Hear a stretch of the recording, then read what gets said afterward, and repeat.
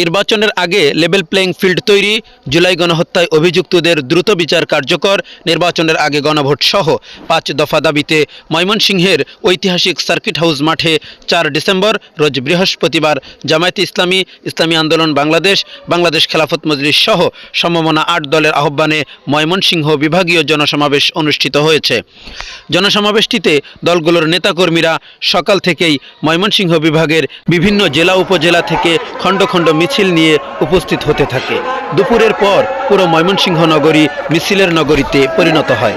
জনসমাবেশ শেষ হওয়ার আগ মুহূর্তেও নেত্রকোনা, কেন্দুয়া, জামালপুর, মেলান্দ, বকশীগঞ্জ, তারাকান্দা থেকে হাত পাখা নিয়ে মিছিল আসতে দেখা যায়। দূর থেকে আগত দলগুলোর নেতাকর্মীরা 5 থেকে 8 কিলোমিটার দূরে বাস ট্রাক রেখে পায়ে হেঁটে জনসমাবেশে অংশগ্রহণ করে। তীব্র গরমের কারণে সার্কিট হাউস মাঠের বাইরেও প্রচুর পরিমাণ কর্মী সমর্থকদের উপস্থিতি লক্ষ্য করা যায়। জনসমাবেশটিতে সভাপতিত্ব করেন জামায়াতে ইসলামীর নায়েবে আমির অধ্যাপক মুজিবুর রহমান। জনসমাবেশটিতে ময়মনসিংহ বিভাগের বিভিন্ন আসন থেকে ইসলামপন্থী সমমনা 8 দলের সংসদ সদস্য প্রার্থীরা বক্তব্য দেন।